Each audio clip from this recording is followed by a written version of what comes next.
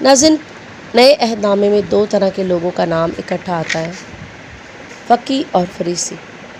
آج ہم جانیں گے کہ ان دو طبقوں کے درمیان جنہیں اس دور کا اعلیٰ ترین طبقہ ہونے کا اعزاز حاصل تھا، ان میں بنیادی طور پر کیا فرق تھا اور یہ لوگ شریعت کی پابندی میں کس حد تک جاتے تھے۔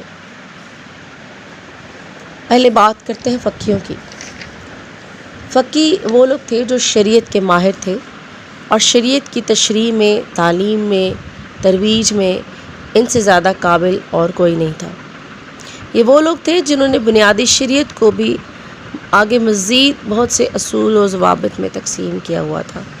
مثلا اگر بات کریں 10 احکام کی جو شریعت کا دل جان ہے، ان میں سے ایک حکم ہے کہ سبت کے دن کام کرنا منع ہے۔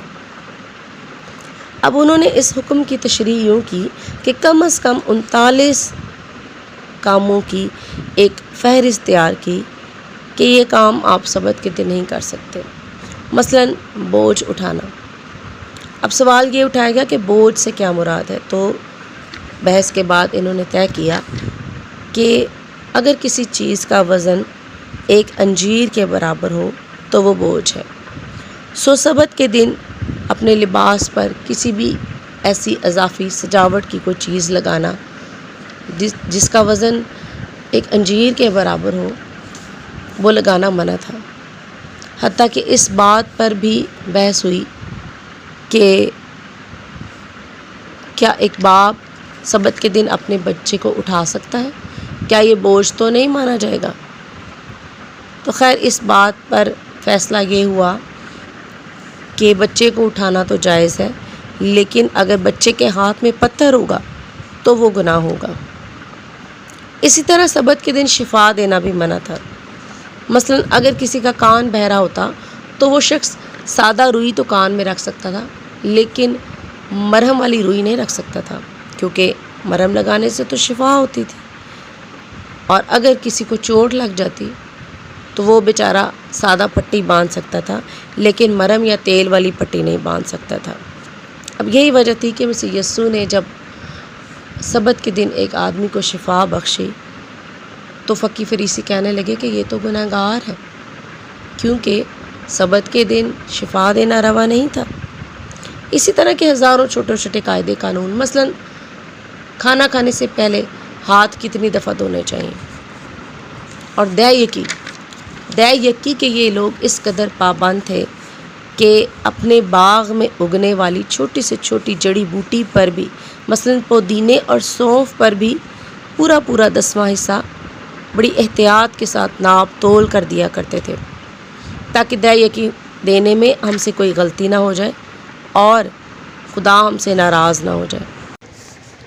اب بات کرتے ہیں فریسیوں کی۔ فریسی کا مطلب ہے الگ کیا ہوا۔ یہ وہ لوگ تھے جنہوں نے اپنے آپ کو عام لوگوں سے اور عام زندگی سے الگ کیا ہوا تھا۔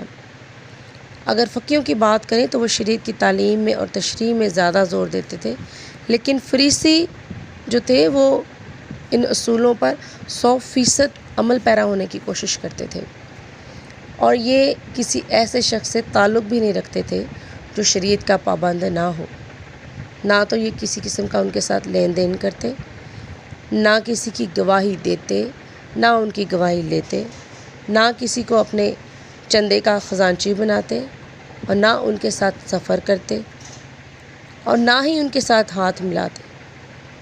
حتیٰ کہ اگر کسی عام آدمی کا ہاتھ ان کے لباس کو چھو جاتا تو یہ سمجھتے کہ ہم ناپاک ہو گئے ہیں۔ اب ہم چونکہ شریعت سے اپنے آپ کو آزاد سمجھتے ہیں، ہم فضل کے دور میں ہیں، خدا ان کا شکر ہے، لیکن ہمارے لیے ان پہ نکتہ چینی کرنا آسان تو ہے۔ ہم بڑی آسانی سے کہہ سکتے ہیں کہ یہ لوگ ضدی تھے، قانون پرست تھے، ڈھیٹ تھے، غلط کرتے تھے، لیکن ایک چیز ہمیشہ یاد رکھیے کہ یہ جو کچھ کرتے تھے وہ خدا کو خوش کرنے کے لیے کرتے تھے۔ یہ جو کچھ کرتے تھے یہ مذہب پرستی کے لیے کرتے تھے، اور ایسا کرنا اتنا آسان نہیں تھا۔ ان کی زندگی عیش و آرام سے خالی زندگی تھی۔ یہ ہماری طرح نہیں تھے ادھر گناہ کیا اور ادھر معافی مانگنے آ گئے۔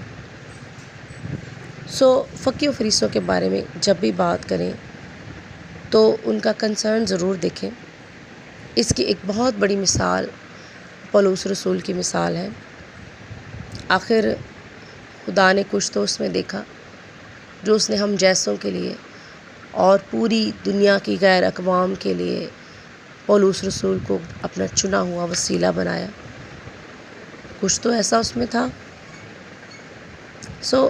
خدا ان کا شکر ہے کہ ہم فضل کے دور میں ہیں، لیکن فضل کے دور میں بھی ہمیں حکمت اور پاکیزگی کی ضرورت ہے، اور کلام کہتا ہے کہ پاکیزگی اور حکمت خداوند کا خوف ہے۔ خداوند کا خوف حکمت کا شروع ہے۔ آمین۔